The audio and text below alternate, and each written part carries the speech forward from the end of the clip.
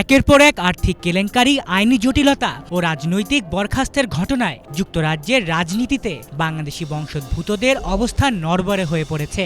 ফলে দেশটির পার্লামেন্টে ব্রিটিশ বাংলাদেশিদের নেতৃত্বে সংকট দেখা দেওয়ার আশঙ্কা তৈরি হয়েছে। লেবার পার্টির দুই প্রভাবশালী এমপি টিউলিপ সিদ্দিক ও রুশনারা আলীর বিরুদ্ধে ওঠা আর্থিক অনিয়মের অভিযোগ শুধু তাদের ব্যক্তিগত রাজনৈতিক জীবনেই ধাক্কা দেয়নি, বরং পুরো ব্রিটিশ বাংলাদেশি কমিউনিটির সুনামকেও আঘাত করেছে।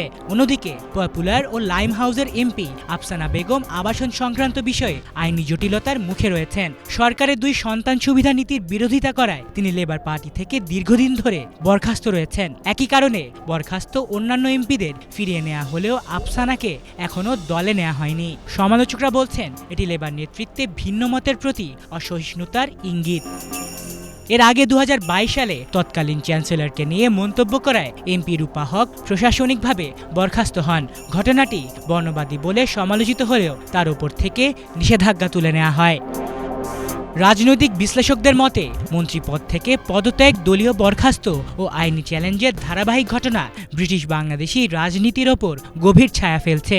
বর্তমানে কনজারভেটিভ পার্টিতে কোনো বাংলাদেশি বংশোদ্ভূত এমপি নেই। রিফর্ম, গ্রিন বা লিবারেল ডেমোক্র্যাটদের মধ্যেও এমন কোনো প্রভাবশালী বাংলাদেশি বংশোদ্ভূত নেতা নেই যারা ক্ষমতায় এলে নিশ্চিতভাবে মন্ত্রী হওয়ার মতো অবস্থানে থাকবেন। স্থানীয় কমিউনিটি নেতাদের অভিযোগ, 4 জন বাংলাদেশি বংশোদ্ভূত এমপি নিজেদের রাজনৈতিক ক্যারিয়ারের বাইরে ব্রিটিশ বাংলাদেশি স্বার্থে একযোগে কোনো ভূমিকাই রাখেননি। বাংলাদেশের কোনো দুর্যোগের সময়ও তাদের সমন্বিত উদ্যোগ দেখা যায়নি। যুক্তরাজ্যে প্রায় 15 লাখের বেশি বাংলাদেশি বংশোদ্ভূত মানুষ বসবাস করেন, যা সেখানে একটি রাজনৈতিক শক্তি হিসেবে বিবেচিত। তবে সম্প্রতি কয়েকজন নেতার বিতর্কিত কর্মকাণ্ড গোটা কমিউনিটির ভাবমূর্তিকে ক্ষতিগ্রস্ত করছে বলেও মনে করছেন অনেকেই। আলিফ চৌধুরী, বাংলা ভিশন।